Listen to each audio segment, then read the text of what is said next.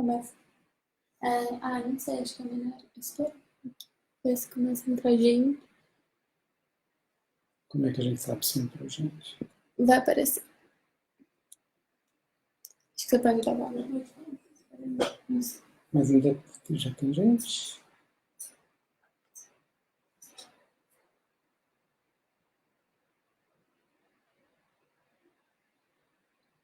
Tem 2 pessoas assistindo. Então, boa noite. Eu vou esperar uns 5 minutos para chegar mais gente e a gente começa.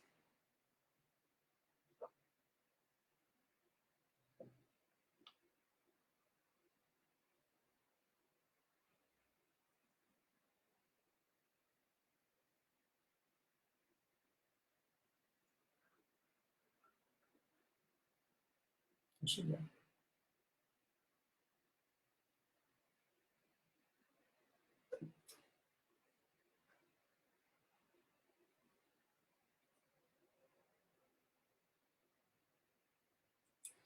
Pessoal que está entrando, boa noite.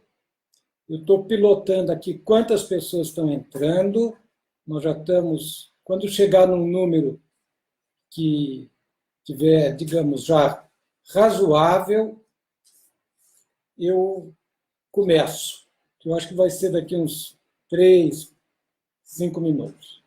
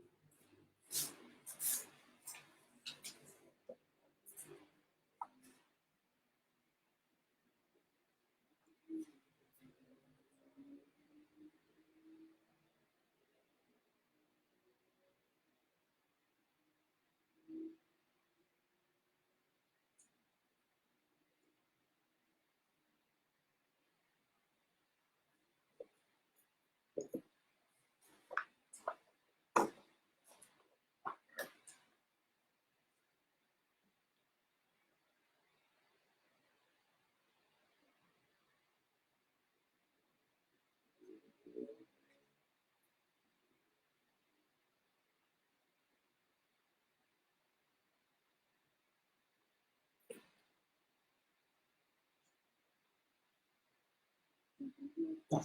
Então, boa noite. Nós estamos aqui com 40 pessoas. Eu quero dar boas-vindas a todos nesta nossa conversa, que é uma espécie de esquenta do panelaço de logo mais. Queria, antes de começar a conversa propriamente dita, dizer que esta emissão é uma tarefa do contrapoder. Nós criamos uma espécie de uma brigada extraordinária para produzir conversa boa pela internet durante este período de confinamento, este período de quarentena e de resguardo que nós vamos ter que enfrentar e que, ao que tudo indica, será um período longo. A ideia é que a gente prepare discussões de conjuntura, entrevistas, cursos, aulas, podcast, sugestões de filmes, enfim, tudo que for importante para a gente entender o que está acontecendo no Brasil, o que está acontecendo no mundo e o que pode ser feito para resolver a situação. O mundo enfrenta uma dupla crise, uma epidemia de coronavírus em escala mundial, uma pandemia, e uma crise econômica de grande envergadura. Isto muda a conjuntura e é isso que nós queremos, com esta brigada extraordinária, fomentar a discussão e o entendimento. A discussão de hoje é crise econômica em tempos de coronavírus. Na verdade, o tempo é curto, eu vou falar mais da parte econômica e fico devendo uma equivalente, análoga, sobre o problema do coronavírus. Nós vamos procurar alguém do SUS para fazer isso. A ideia da exposição é dividir em 3 partes básicas. Primeiro, entender coronavírus e crise internacional. Segundo, entender o impacto da crise internacional sobre a economia brasileira. E, por fim, muito brevemente, discutir a política econômica e as possíveis alternativas. O plano de voo nosso é fazer uma exposição de mais ou menos 30 minutos. Eu vou tentar não atropelar, mas também não vou ser sintético para a gente poder ter depois 1 hora de discussão. Mas a ideia é terminar às 8 horas, mais tardar, para a gente estar preparado, esquentando as panelas, para bater bastante panela. Então, a ideia, eu faço uma exposição de 30 minutos, depois a gente tem mais ou menos 1 hora de pergunta e resposta. Bom, então eu quero começar pelo seguinte, a crise do coronavírus. Então, a ideia que está na mídia é que nós estamos enfrentando uma crise provocada pelo coronavírus. Então, a economia estaria indo bem e, de repente, surge este choque externo e provoca uma crise. Na verdade, o coronavírus foi um elemento e é um elemento perturbador da economia mundial, sem dúvida nenhuma. Mas ele funciona, na verdade, como o estopim de uma crise econômica profunda que já vinha se esboçando desde 2019 de maneira bem clara. Então, a crise do coronavírus, ela, no fundo, funciona como uma espécie de catalisador das contradições latentes que já estavam na economia brasileira. E esta crise é agravada pela confusão na OPEP, no fundo, pelo desmonte da OPEP, que acaba provocando uma drástica redução dos preços de petróleo e colocando várias economias exportadoras de petróleo numa situação de extrema vulnerabilidade econômica. Então, o primeiro ponto que eu acho que é importante entender é que não é exatamente uma crise do coronavírus. É uma crise capitalista que expressa as contradições acumuladas na última década, pelo menos desde a eclosão da grande crise financeira de 2008. Estas contradições são claras de ver e já estavam presentes, e vários economistas críticos já tinham alertado, e alguns até nem tão críticos, que a situação da economia mundial era uma situação complicada. Então, 2 os elementos básicos para você ver que a economia tinha problema. De um lado, a discrepância brutal entre acumulação financeira, acumulação fictícia e acumulação produtiva. Então, a bolha de especulação estava gigantesca e os investimentos em marcha lentíssima. Então, esse é um primeiro elemento que alguma coisa não vai bem. E o segundo é que a economia mundial apresentava crescentes problemas de descompasso entre a capacidade produtiva instalada, a capacidade de produção e a capacidade de consumo da sociedade, a capacidade das pessoas gastarem. Estes 2 elementos já estavam postos, o coronavírus vem e catalisa esta crise. Então, o que nós estamos assistindo, na verdade, é uma espécie de um repique, de uma nova onda da crise econômica de 2008, que foi administrada, mas não foi resolvida. Qual é o tamanho da crise? Ontem eu peguei o carro, estava escutando o Paulo Guedes. Então, na visão do Paulo Guedes, a crise é um trupicão. Não. A crise é uma trombada de grandes proporções. É uma trombada por quê?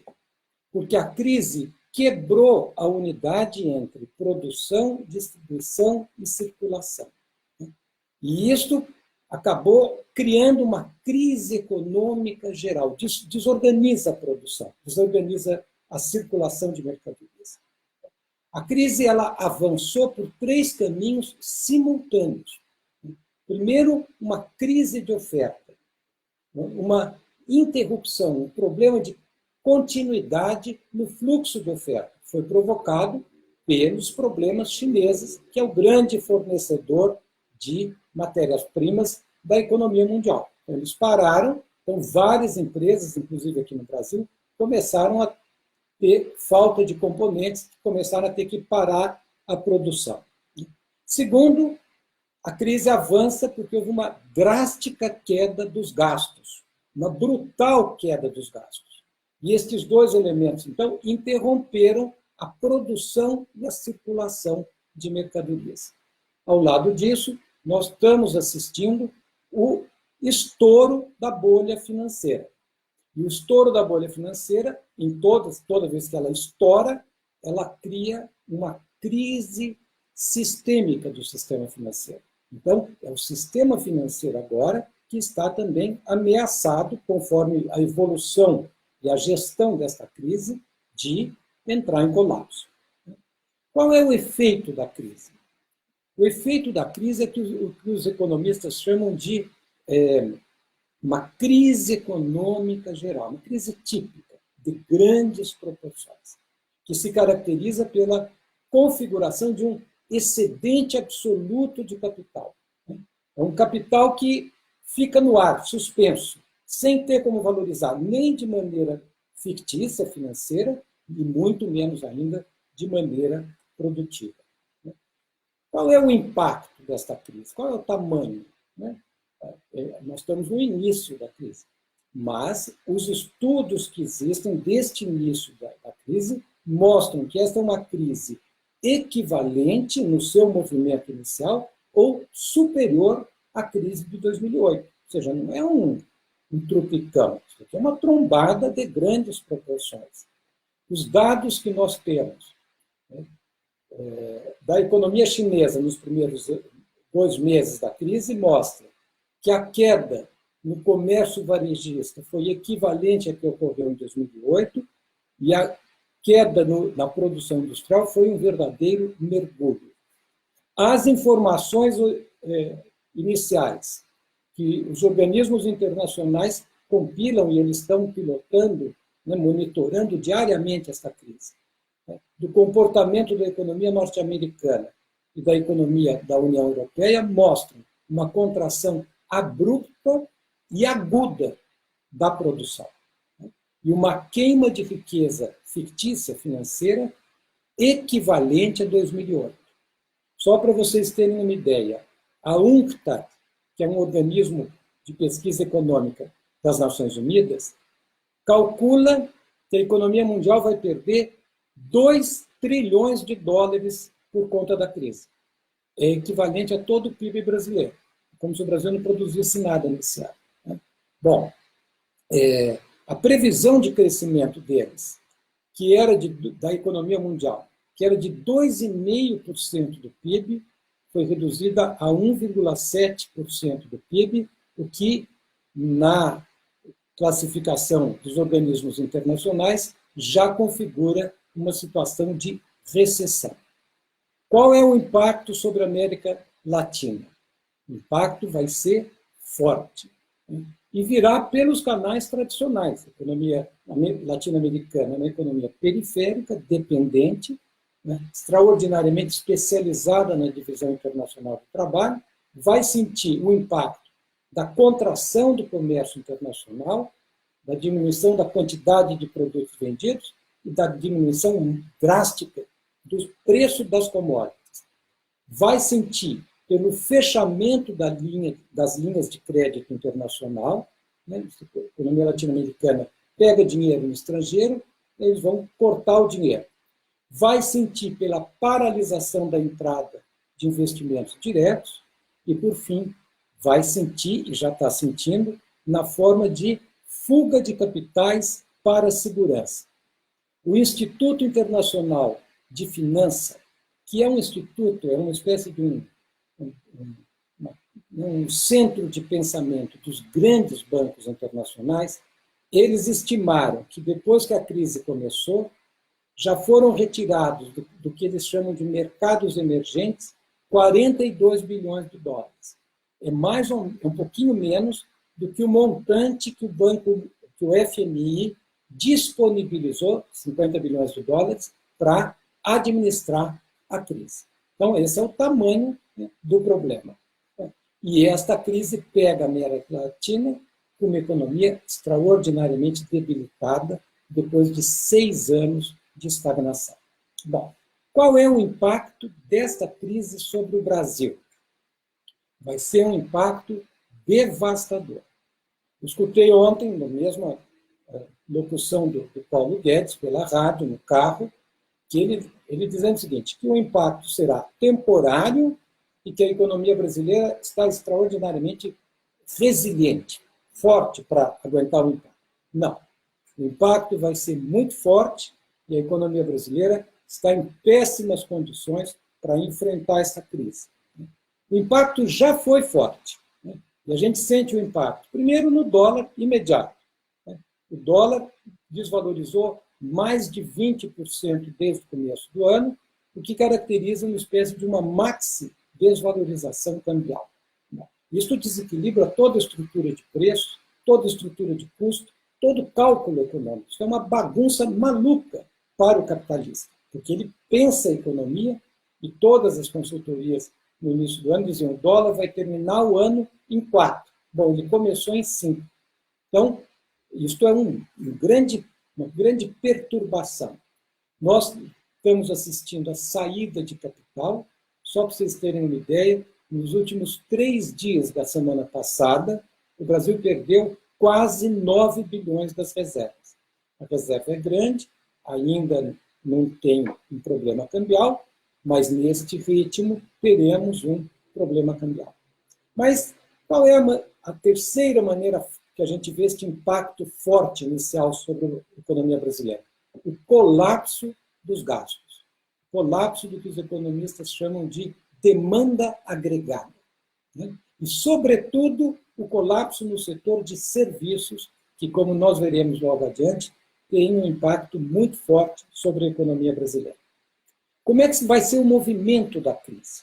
Por uma série de razões que a gente pode depois discutir, externas e internas, esta crise vai ser rápida, porque ela já desorganizou o circuito de produção e circulação, ela vai ser profunda, porque o corte do gasto foi enorme e a reversão das expectativas foi enorme nos empresários, né?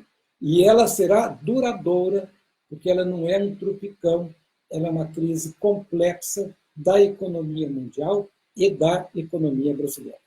Ao contrário da crise de 2008, onde dava a impressão que o Brasil tinha se descolado da economia mundial, permitindo, inclusive, que alguns dissessem que aquilo era uma marolinha, que não chegava no Brasil, que o Brasil era maior que a crise. Desta vez, nós nem teremos a ilusão de que nós somos maior do que a crise. Só para vocês terem uma primeira dimensão do tamanho da crise, várias consultorias econômicas de banco, que são sempre muito moderadas, né, para pensar mudanças abruptas de conjuntura, que calculavam que a economia brasileira cresceria em 2020 2,5%, agora já pensam e colocam como cenário mais provável que a economia brasileira vai sofrer uma recessão, vai crescer abaixo de 0%. Bom, esta crise pega a economia brasileira numa situação extraordinariamente vulnerável. Porque todo mundo viu, a primeira reação do Guedes foi: para resolver a crise temos que fazer a reforma. Na verdade, a causalidade é o contrário. É a reforma que agrava a crise, não é a reforma que resolve a crise. Esta crise é a crise das reformas que foram feitas na economia brasileira depois de 2008. Né? E eu vou pegar 4 elementos, porque o nosso tempo é curto, que caracterizam a fragilidade da economia brasileira. Primeiro, nós estamos com a economia estagnada há 6 anos, diferente da outra crise, que pegou a economia brasileira depois de um ciclo de expansão. Nós A economia brasileira está com os investimentos deprimidos, públicos e privados, com a capacidade de consumo das famílias na lona e com o gasto público garroteado pelo ajuste fiscal. Então, esta crise bate sobre a economia brasileira de uma maneira muito forte. Segundo elemento, esta crise pega a sociedade brasileira numa crise social aguda. É o contrário da outra, que veio de um crescimento do emprego. Agora não. A crise começa com praticamente 1 de cada 4 trabalhadores desempregado, desalentado, subutilizado. E os trabalhadores que estão ocupados estão em ocupações extraordinariamente precárias. São posições de trabalho muito precárias. O emprego que mais aumentou depois da crise foi o emprego informal. Dentro do emprego informal, os autônomos, eles serão os primeiros atingidos pela quarentena. Quem trabalha com Uber, quem trabalha fazendo entrega, quem cabeleireiro, todo o setor de serviços vai sofrer um golpe imediato. São trabalhadores extraordinariamente precarizados que dependem daquela renda. Dos empregos, o emprego que mais cresceu também foi o emprego informal. Na crise, é o primeiro que é mandado embora. Dos trabalhadores com emprego formal, mais de 80% dos empregos contratados no último período foram empregos de menos de 2 salários mínimos, são empregos de uma força de trabalho de baixa qualificação, que são as primeiras vítimas dos movimentos de desemprego.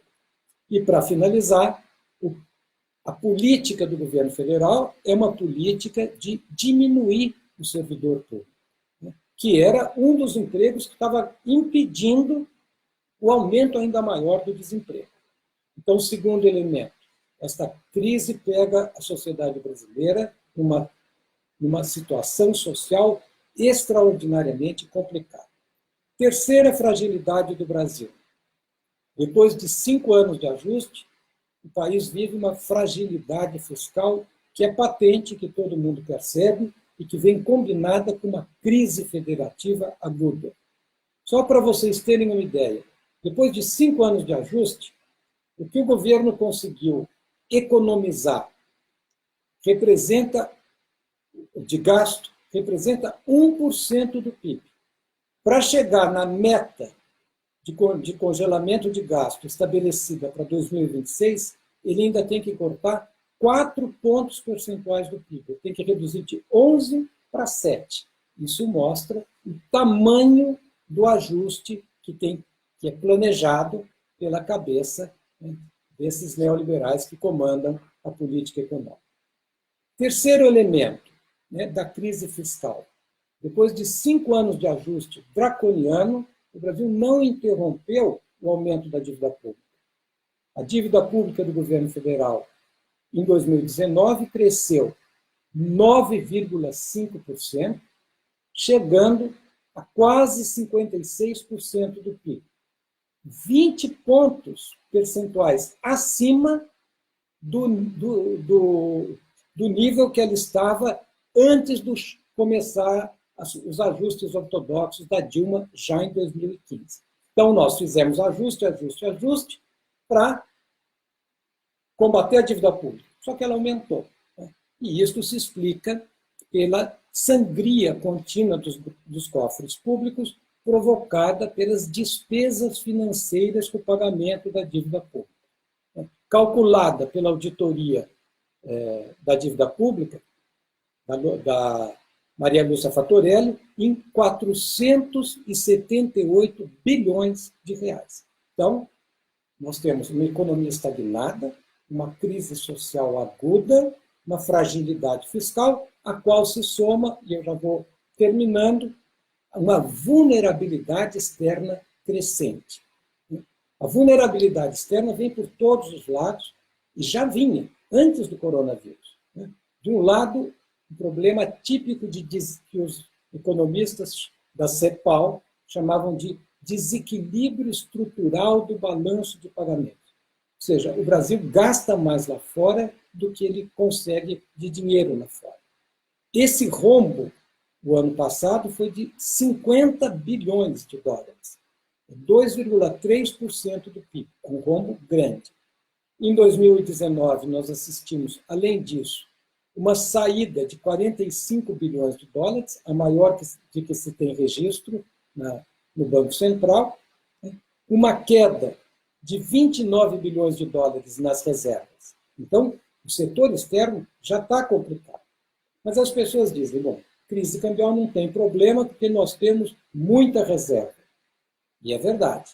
Mas estas reservas são muito menores de um palavrão que eu vou falar aqui, mas que eu vou explicar, que é o passivo externo financeiro líquido.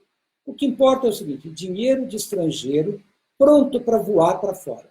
Dinheiro de estrangeiro que veio aqui dentro para especular, para ganhar nos juros da dívida pública e que, diante de uma incerteza, foge para a segurança.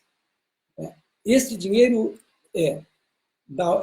a diferença deste montante em relação às reservas é de mais de 600 bilhões de dólares. O que quer dizer, se tiver um movimento de manada, de fuga de capital, não há reserva que segure. Isso é um dado importante para a gente depois pensar política econômica. Por fim, já chegando já no fim, a economia brasileira enfrenta esta crise numa situação difícil, porque nós estamos sem instrumentos de comando. Sem instrumentos de comando, primeiro, porque a lei de responsabilidade fiscal, que é uma irresponsabilidade social, e a PEC do congelamento dos gastos públicos, elas criminalizam a política econômica anticíclica.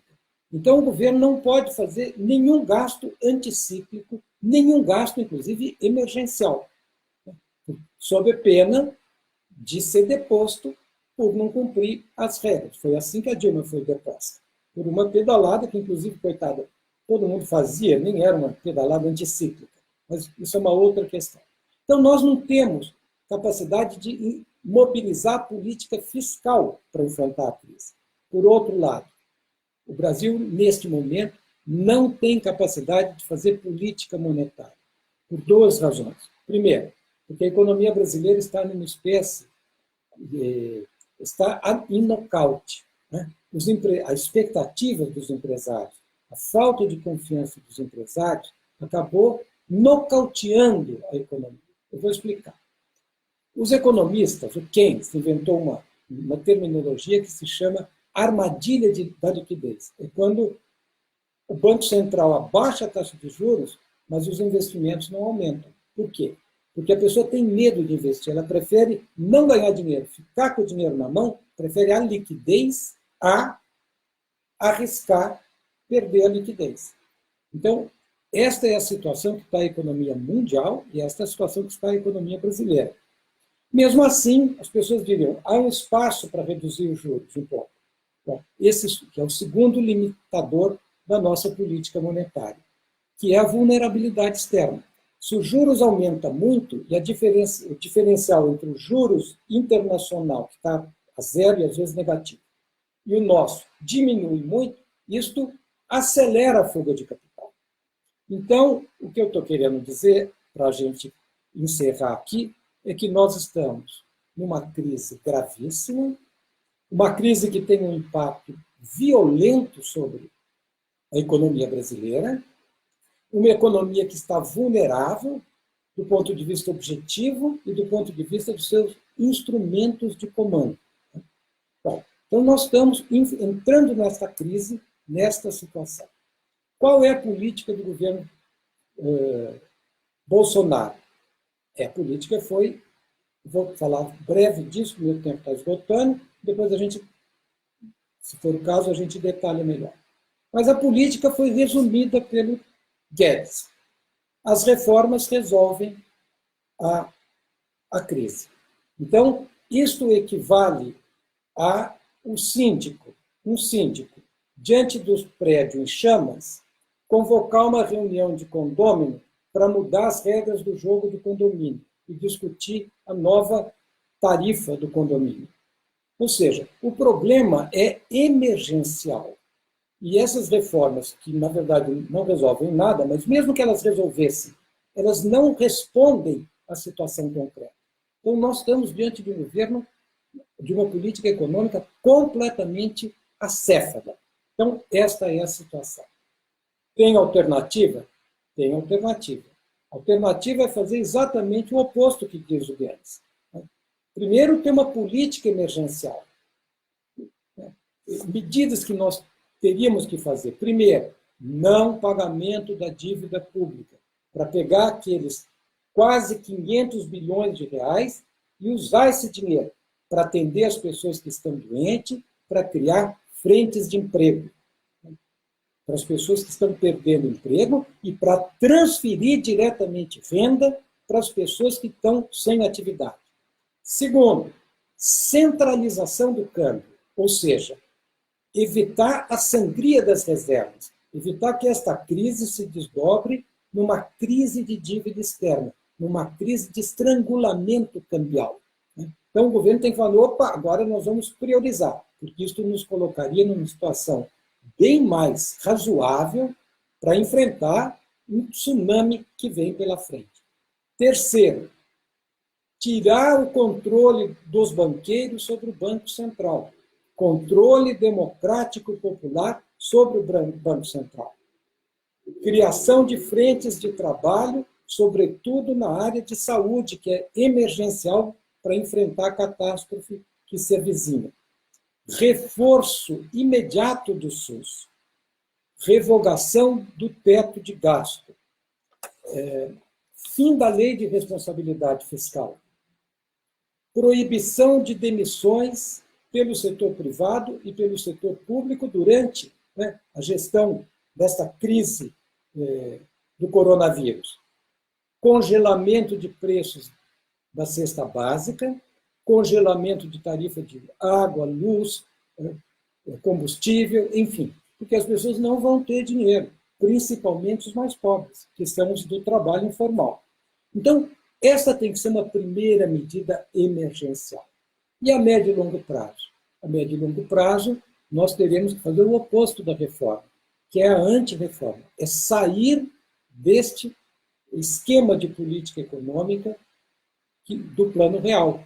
Porque esta política econômica é contra o povo, é contra a economia popular, é contra a economia nacional, é o que gera a instabilidade. Mas essa é uma discussão importante que a gente pode fazer, mas eu queria ficar nas questões mais emergenciais.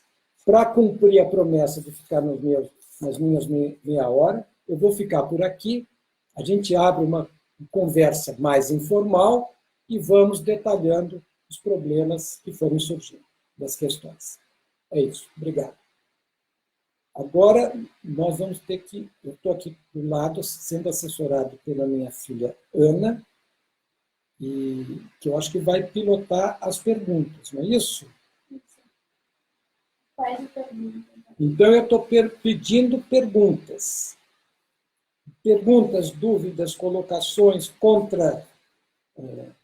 posição, enfim. O debate para a gente, a partir desta apresentação, poder detalhar. Aqui, Marina perguntou, o que podemos fazer nesse período de quarentena? Então, tem uma primeira pergunta do camarada Marino Mandec, que é o que é que nós podemos fazer neste período de quarentena?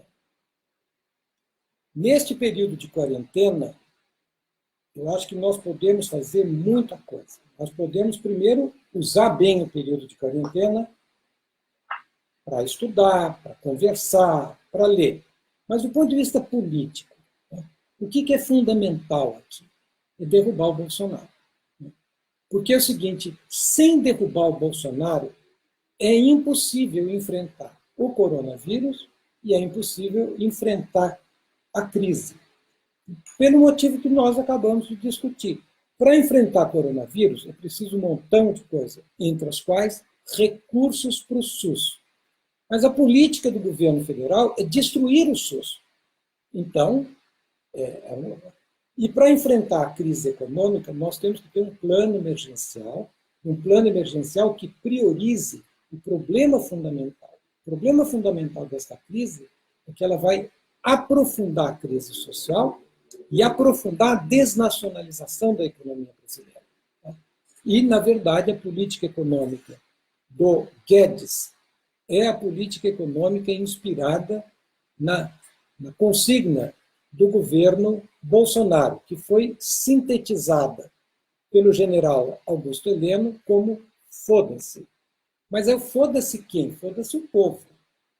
Então, eu acho que a coisa prioritária que nós temos agora é tirar o Bolsonaro, e nós já vamos começar daqui a pouquinho, às 20h30, a bater panela bem forte para ajudar, digamos, que ele caia o quanto antes. Aproveito, enquanto não tem questão, mas enquanto a Ana prepara uma segunda questão, e dou em primeira mão para todo mundo aqui. A deputada Fernanda, do PSOL, Melchiona, ela vai entrar com um pedido de impeachment do Bolsonaro. E eu acho que é uma medida importante para a gente fazer esta campanha de tirar o Bolsonaro. Fala, Ana. Cláudio Melon. Lino, é possível pensar numa estatização do sistema financeiro brasileiro como eixo central da superação da crise? O Cláudio Melon está perguntando se é possível pensar a estatização do sistema financeiro como um elemento de saída da crise. Sem dúvida nenhuma. Sem dúvida nenhuma. Esta é uma crise do capitalismo. É uma crise provocada pelo mercado. E, no caso específico, até a maior responsabilidade cabe ao sistema financeiro. Então, assim como a Espanha estatizou o hospital privado para poder enfrentar o coronavírus, e nós devemos pensar isso aqui também no Brasil, sem dúvida nenhuma, o controle público do Banco Central é a primeira medida emergencial para viabilizar um processo de controle do sistema financeiro que funciona como uma espécie de garroteador de todas as riquezas nacionais. Na verdade, é impossível fazer a moratória da dívida pública sem estatizar o sistema financeiro. Então, sem dúvida nenhuma, a estatização do sistema financeiro é uma medida importante que tem que ser colocada na ordem do dia e discutida com o povo brasileiro. Qual a melhor palavra de agitação de ordem contra o governo Bolsonaro? O fora Bolsonaro é uma palavra de ordem correta? É o Mário Balanco. Companheiro Mário Balanco pergunta se o fora Bolsonaro é uma palavra de ordem correta. E a primeira parte, Ana? Qual a melhor palavra de agitação de ordem contra o governo? Qual a melhor palavra de ordem de agitação contra o governo Bolsonaro? Eu acho que o fora Bolsonaro é uma excelente palavra de ordem, mas ela é insuficiente. Nós não temos, o problema nosso, não, infelizmente, não é o Bolsonaro. O Bolsonaro agrava os problemas, mas nossos problemas vão muito além do Bolsonaro. Eu acho que nós temos que fazer fora Bolsonaro, fora Mourão, como o primeiro passo de uma reorganização profunda da sociedade brasileira. Então, eu acho que sim. E eu acho que nós temos que pensar o futuro. A esquerda tem que começar a pensar o futuro. Bolsonaro chegou no poder porque ele pensou o futuro. Ele falou, qual é o nosso futuro? Intervenção militar, posto Ipiranga. Que na prática é a solução liberal autoritária. Vamos pôr o Brasil no século XIX. Isso é o que ele está propondo. E ele critica o PT. E critica a nova república. Então, ele está matando o velho e tentando criar um novo que é mais velho do que o velho que ele está matando. Nós temos que ter política para o futuro. Então, eu acho que nós tínhamos que pensar como é que resolve a crise política, intervenção popular, como está ensinando a juventude chilena. E como é que resolve a crise econômica? Ajuste neles, ajuste no capital, que começa com esse programa emergencial de digamos, não pagamento da dívida pública e aquilo que a gente já conversou. Então, eu acho que a Fora Bolsonaro é uma medida urgente, mas a gente não pode ficar só nela, tem que ir além disso. O Iago perguntou, em relação às alternativas apontadas, como funcionariam as frentes de trabalho? Como implementá-las? Como não reproduzir a precariedade do trabalho? Bom, então, só para a gente ter uma noção da magnitude da crise que a gente está vivendo. Eu vi hoje, não consegui ler, então foi só manchete, guardei no computador para ler depois, mas diz que o Trump considera fazer uma transferência em duas parcelas de $1 trilhão. $1 trilhão é praticamente a produção da economia brasileira. É um PIB brasileiro anual. Fazer transferências diretas para as pessoas, para ver se segura a renda das pessoas.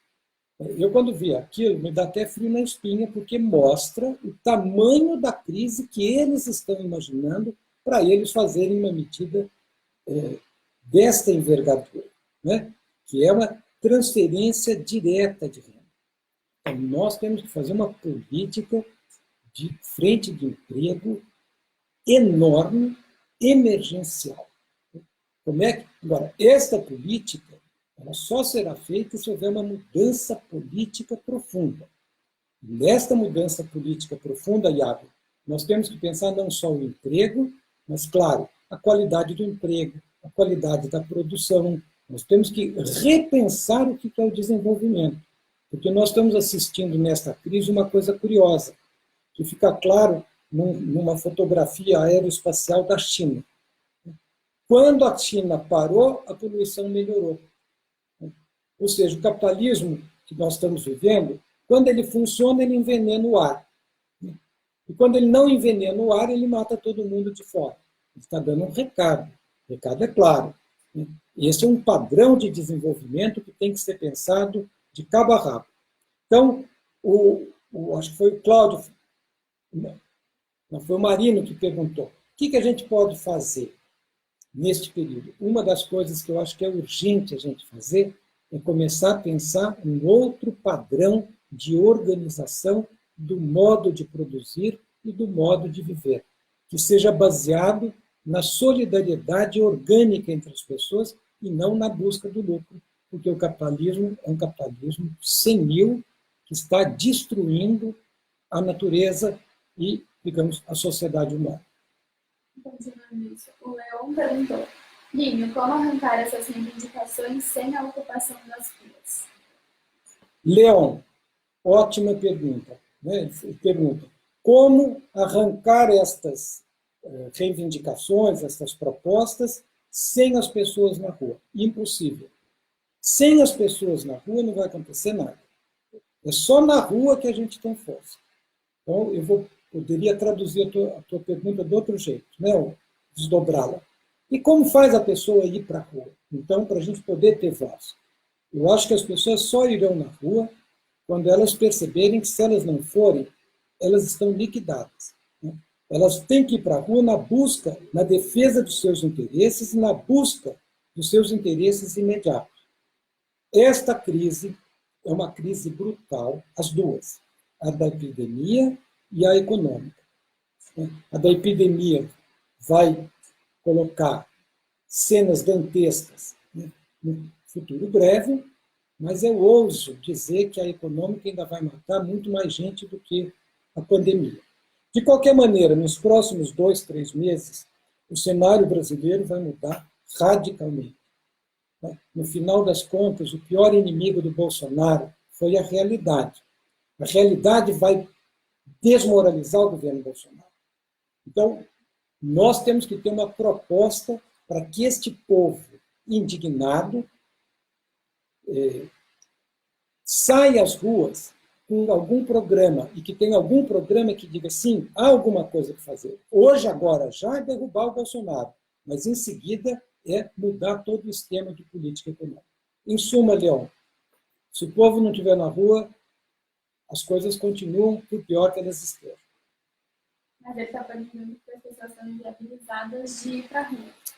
Entendi. Pergunta do Leão diz a Ana, mas como é que a gente faz neste período que a gente não pode ir para a rua?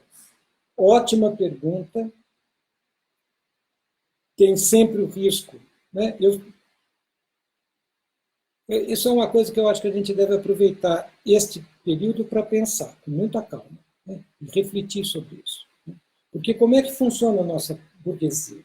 Ela funciona, primeiro, ignorando os problemas, negando os problemas. Os problemas estão aí, eles vão aparecer.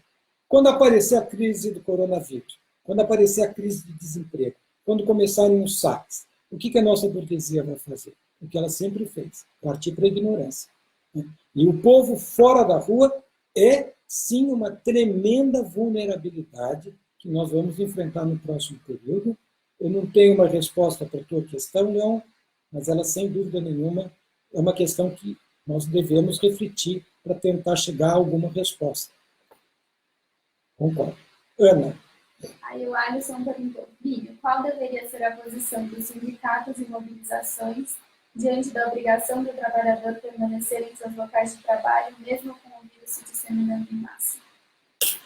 Olha, eu li que na Itália estão acontecendo greves espontâneas e selvagens dos operários, né, que estão reagindo a esta imposição de ter que trabalhar em condições mais do que insalubres, né, de periculosidade total da saúde deles.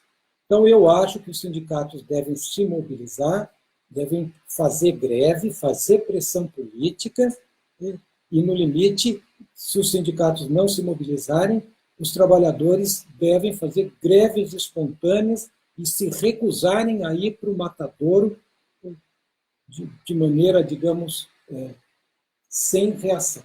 Essa é a minha opinião. O 5 perguntou, você acha que o Bolsonaro pode manipular a situação em favor do seu projeto autoritário?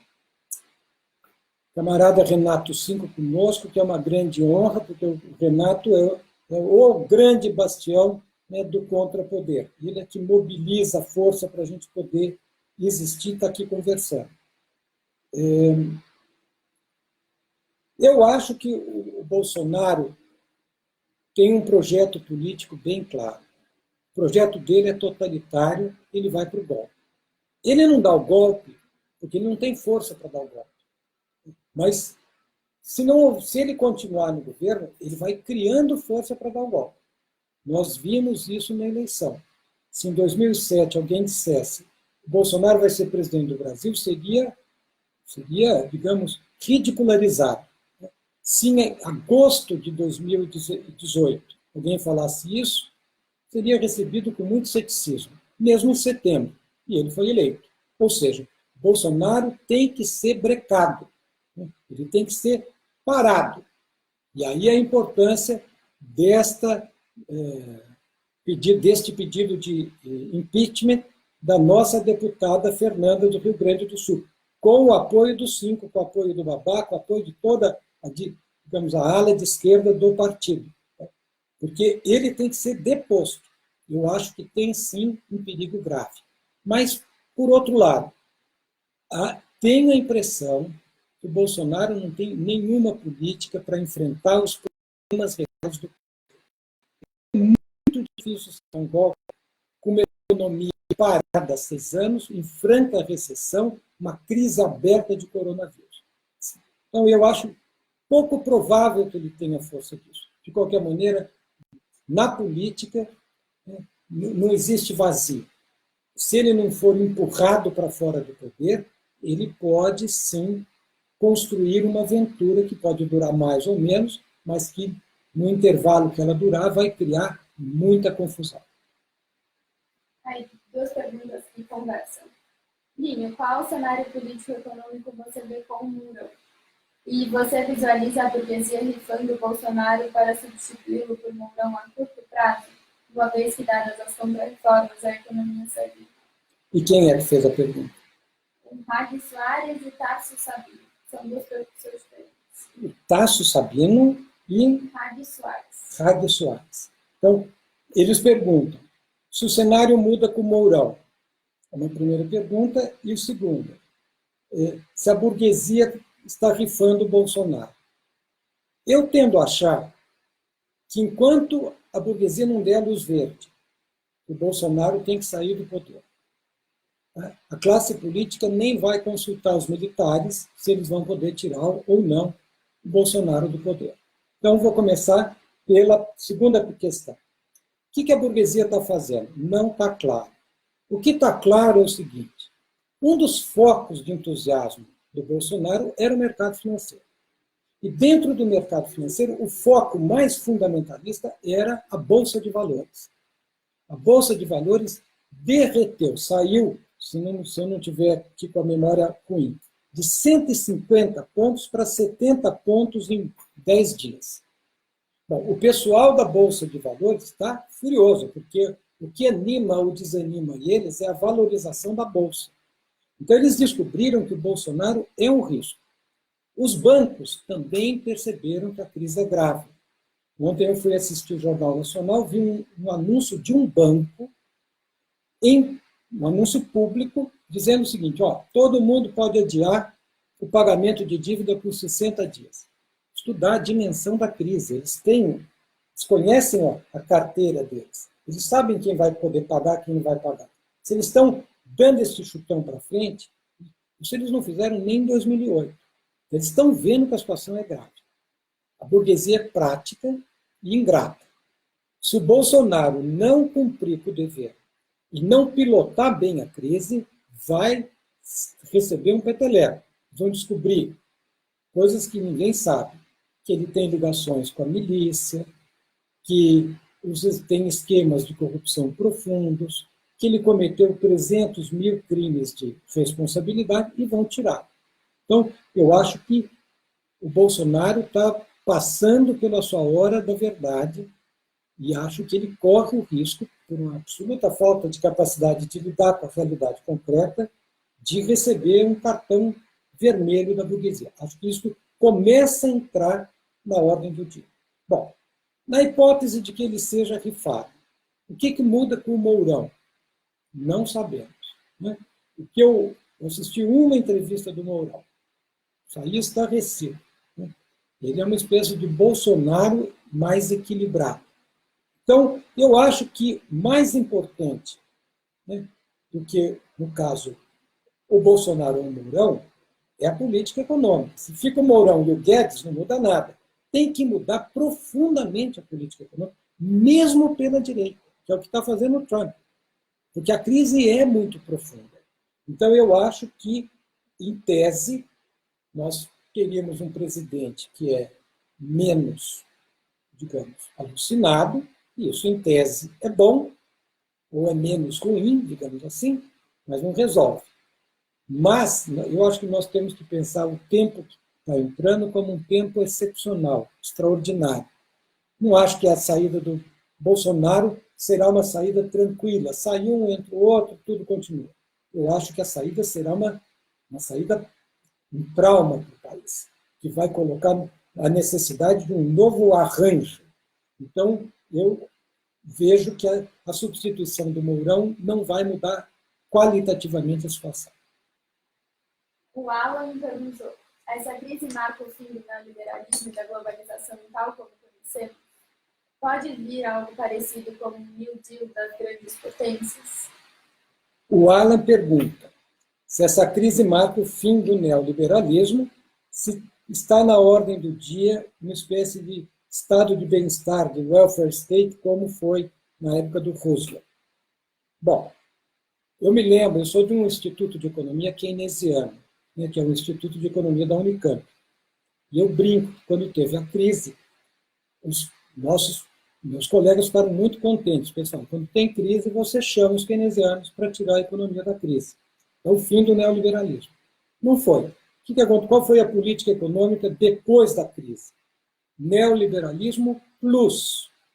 Dobraram a meta do neoliberalismo. E a política básica, os americanos sintetizavam ela numa frasezinha que eu acho que é muito emblemática. Eles diziam: muito grande para quebrar. Ou seja, o grande capital não vai quebrar. E é assim que eles organizaram a administração da crise de 2008, que termina com esta crise que nós estamos assistindo, que pode ser superior à crise de 29 pela magnitude dos problemas que estão postos. Bom, então, não aconteceu no passado. O que está acontecendo agora? A mesma coisa. Na verdade, o primeiro movimento do Trump foi fazer uma política econômica preventiva, mais ágil, mas igualzinha que foi feita em 2008. Hoje ele acenou com uma coisa diferente, que eu não tive nem condições de ver. De qualquer maneira, eu acho que uma política de bem-estar social está absolutamente descartada, né, do horizonte. E a derrota do Bernie Sanders no Partido Democrata, que foi consumada ontem, é a prova de que o establishment, né, a ordem, não aceita voltar para trás. Então, eu acho muito difícil a possibilidade desta volta, embora nós vamos viver um período muito duro para frente. E a história está sempre aberta, nós vamos ter que ver o que será construído como reforma. Se o povo não estiver na rua, se os trabalhadores e se a burguesia não tiver medo, pânico dos trabalhadores, eles vão dar uma solução antissocial para a crise.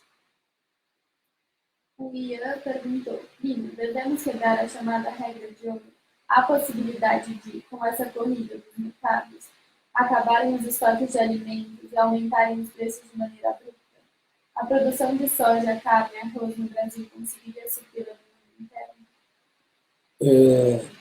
Então vamos, o Ian pergunta, primeiro, se a produção de soja e enfim, produtos agropecuários consegue suprir a demanda interna. Sem dúvida nenhuma, o Brasil é um tremendo exportador de agronegócio, o que, aliás, é uma bobagem imensa. Mas, então, sim, produção nós teríamos aqui sem problema nenhum. Pode ter aumento de preço, dependendo do tamanho da desorganização da produção e dependendo do desequilíbrio do sistema de preços, pode sim isso acontecer mais adiante, embora isso no momento não esteja posto.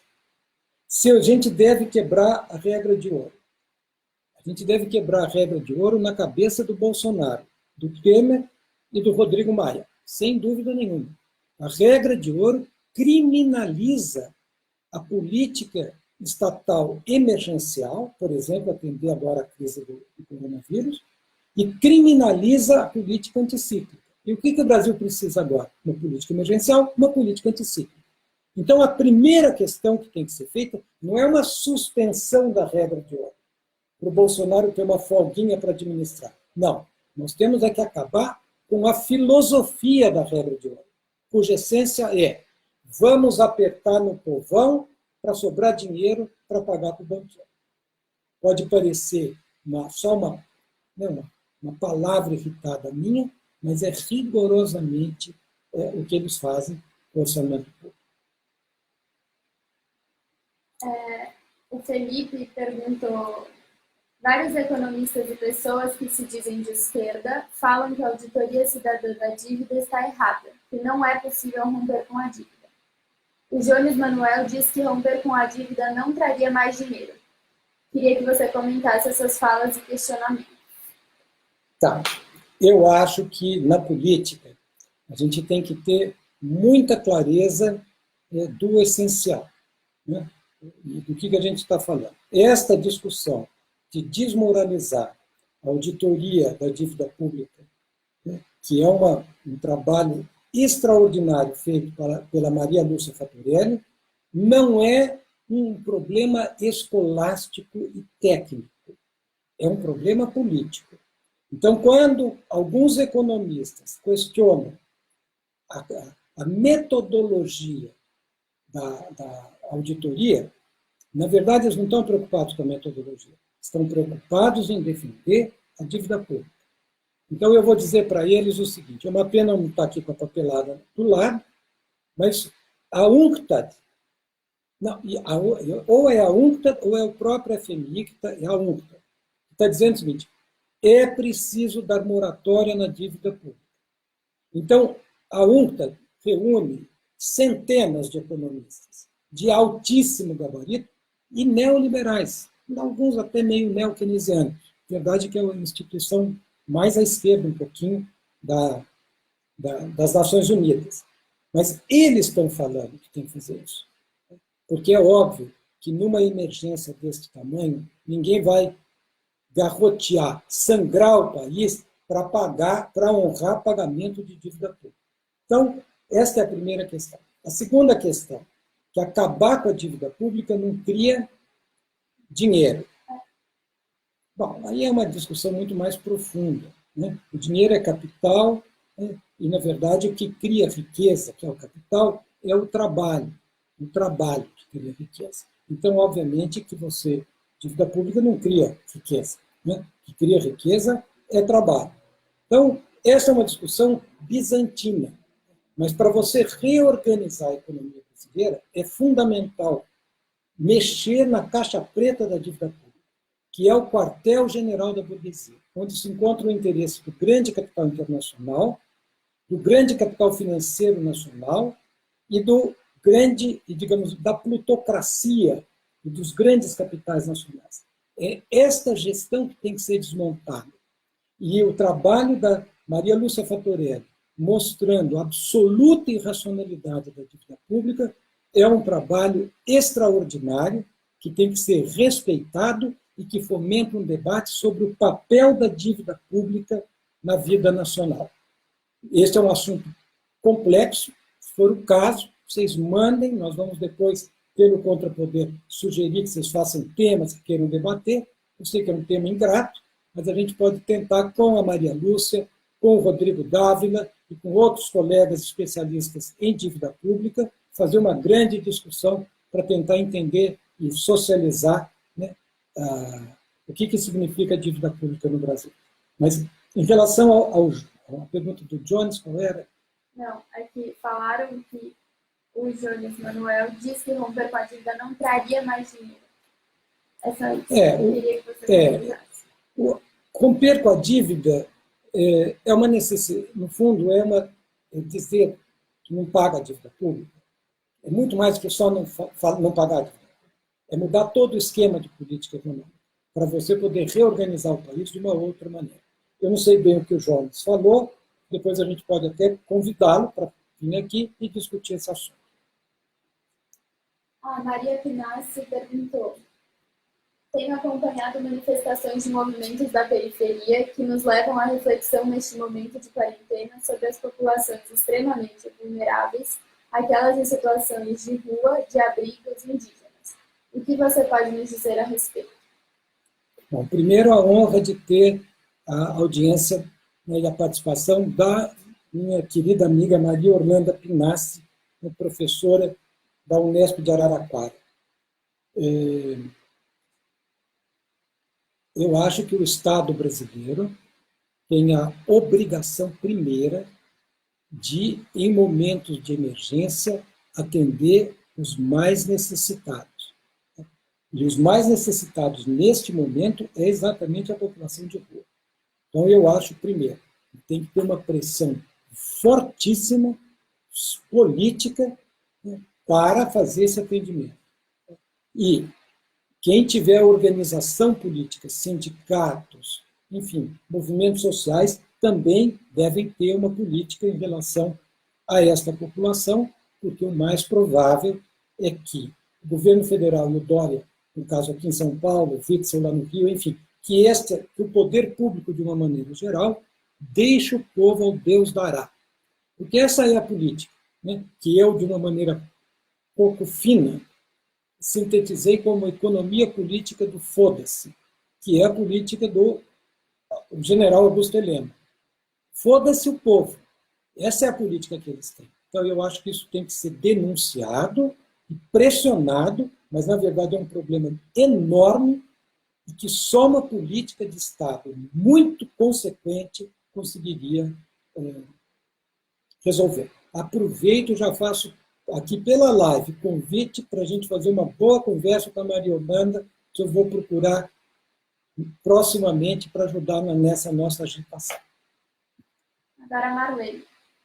Quais as lições que os trabalhadores e o povo pobre poderão tirar dessa grande crise do capital e da catástrofe do bolsonarismo e do coronavírus?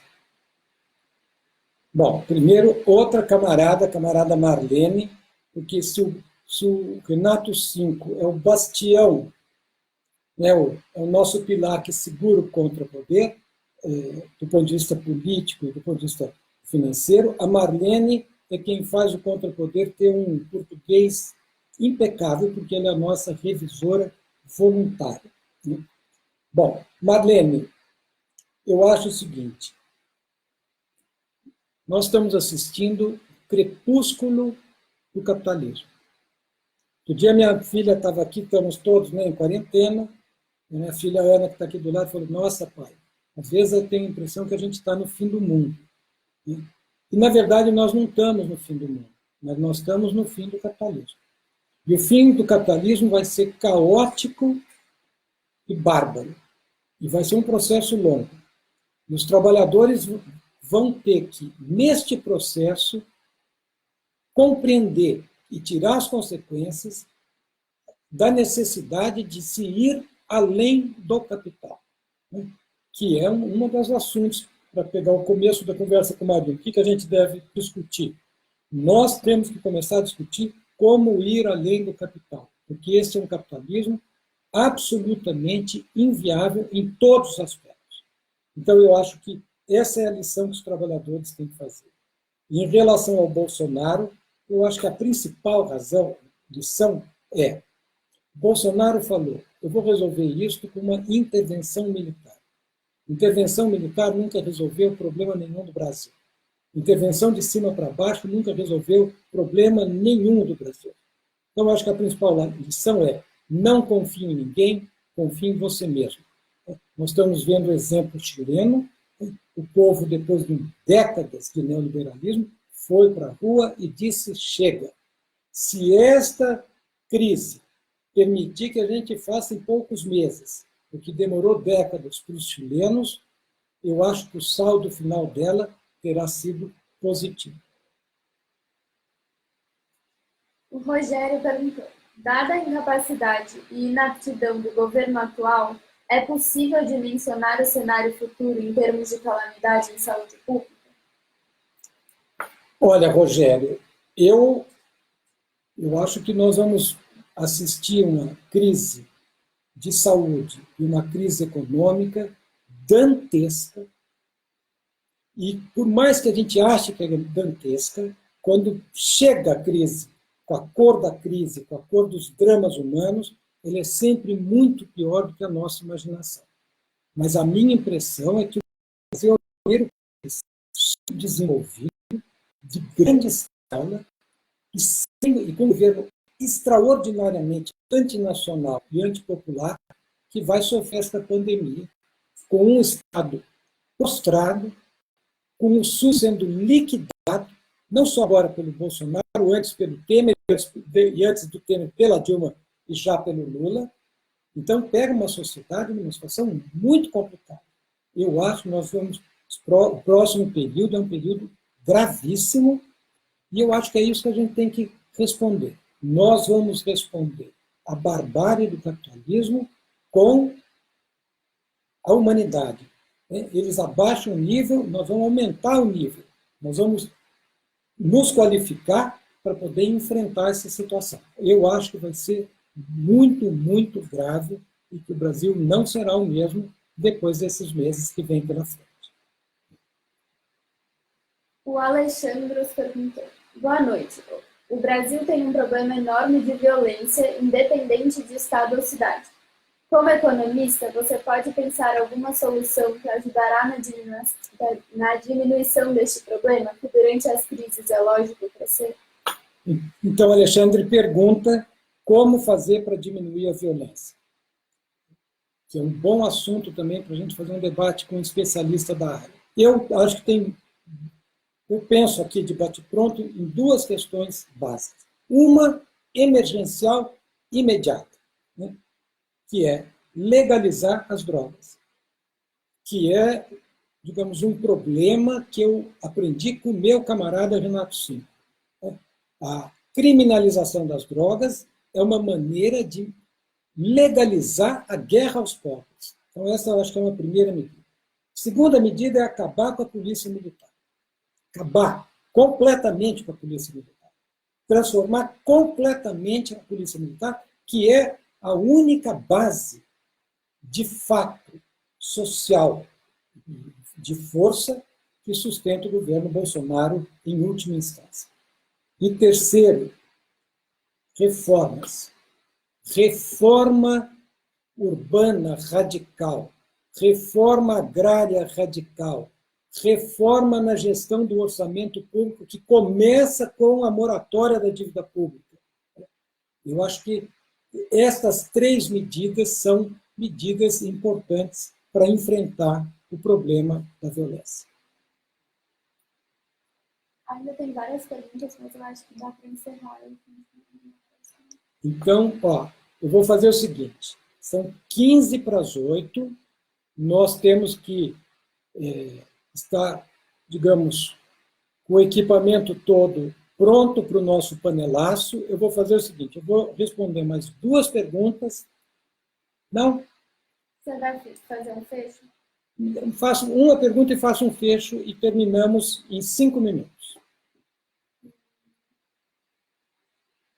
O Modesto perguntou, em um cenário de agravamento do Covid-19, seria razoável pensar na suspensão das eleições e o uso dos recursos do fundo eleitoral para combater a pandemia? Olha, eu vou começar. Então, camarada Modesto, se eu não estiver enganado, camarada muito amigo lá do Rio Grande do Norte, nosso candidato a prefeito. Eu acho o seguinte, primeiro, o dinheiro que é preciso para combater a pandemia do coronavírus é muito superior ao fundo eleitoral. É incomensurável com o fundo eleitoral. Não tem que tirar do fundo eleitoral, tem que tirar da dívida pública, tem que tirar de aumento de imposto sobre banco, tem que tirar de outra fonte, não exatamente desta fonte. Né? E suspender a eleição é sempre ruim para o povo. O que a burguesia sempre gosta é de suspender a eleição. Por isso que eles deram um golpe na Dilma. Porque estava ruim com a Dilma, mas fica pior ainda sem a Dilma. Então, estava bom para os empresários com a Dilma? Estava. Mas eles queriam melhor ainda, para não ter que dar satisfação nenhuma para o povo. Então, eu acho que nós não devemos admitir, em hipótese alguma, qualquer manobra de suspensão da eleição. O que o Brasil precisa não é de menos democracia, o que o Brasil precisa de mais democracia. A solução do Bolsonaro é: eu resolvo a crise da democracia, acabando com a democracia.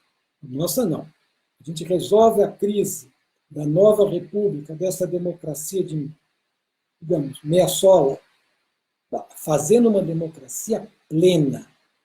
E a base dessa democracia plena é a equidade social.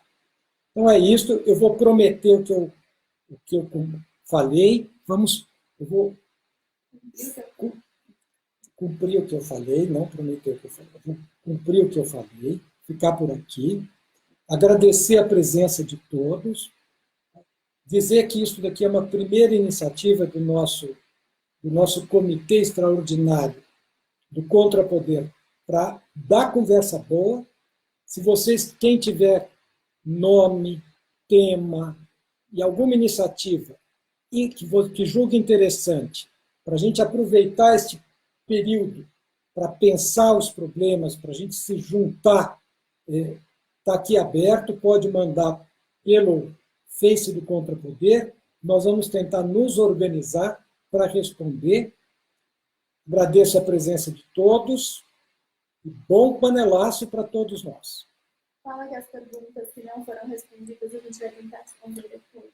Aqui eu fui orientado pela Ana, que é quem comanda aqui, que as perguntas que não foram respondidas, nós vamos tentar responder.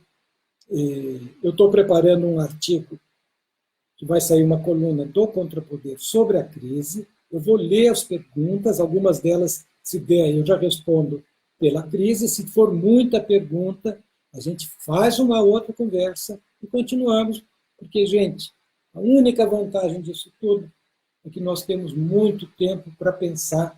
Vamos aproveitar isso para pensar coletivamente e encontrar uma saída que transforme, digamos, este pensamento em outro. É isto, obrigado a todos, bom panelaço para nós. E fora Bolsonaro, Mourão como condição para resolver a crise. Olá.